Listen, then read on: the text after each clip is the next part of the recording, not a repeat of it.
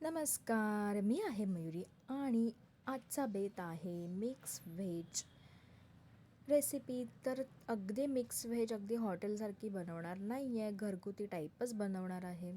आणि ह्या माझ्याकडे भाज्या सगळ्या शिल्लक होत्या म्हणून ह्या थोड्या थोड्या दिसतात. फरसबी तर दिसतच नसेल तुम्हाला जास्त. तर घेवडी, कोबी, फ्लॉवर, वांगं, थोडीशी मटार असं सगळं राहिलं होतं, ते मी सगळं एकत्र करून बनवलं.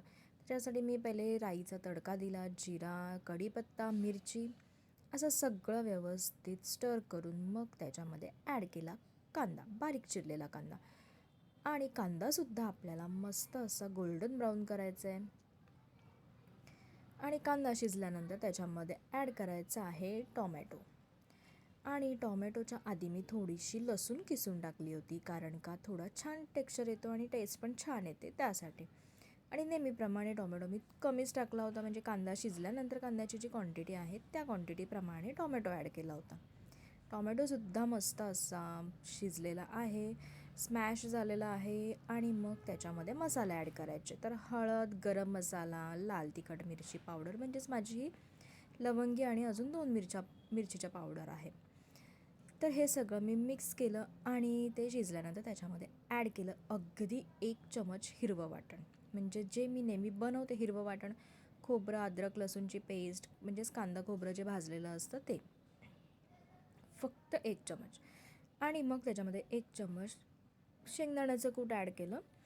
तर हे थोडं मी आगळं वेगळं असं फोडणीचा प्रकार बनवला होता, पण छान झाली होती. आणि मस्तपैकी हे सगळं शिजल्यानंतर त्याच्यामध्ये आपल्याला वांगं सोडून बाकीच्या सगळ्या भाज्या ॲड करायच्या आहेत. मस्तपैकी त्यांना मिक्स करायचं आहे. आणि ताटामध्ये पाणी ठेवून आपल्याला ह्या भाज्या शिजवून घ्यायच्या आहेत. त्याच्यानंतर मीठ वगैरे ॲड करून भाजी 80 ते 90% शिजल्यानंतर आपल्याला त्याच्यामध्ये वांगं ॲड करायचं आहे. कारण का तुम्हाला माहीतच आहे की वांगं खूप लवकर शिजून येतो, म्हणून थोडं उशिराच आपल्याला ॲड करायचं आहे. आणि मग मस्तपैकी असं कोथिंबीर स्प्रेड करून भाजी परत एकदा मिक्स करून घ्यायची. आणि मस्त अशी टेम्पटिंग भाजी रेडी होते. आणि ह्याच्यासोबतच मी भरलेल्या मिरचीचा बेत केला होता.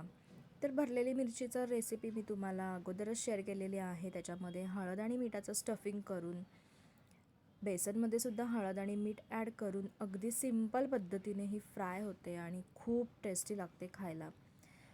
तर तुम्हाला ही रेसिपी आवडली असेल तर नक्की लाईक करा, शेअर करा आणि सबस्क्राईब करा.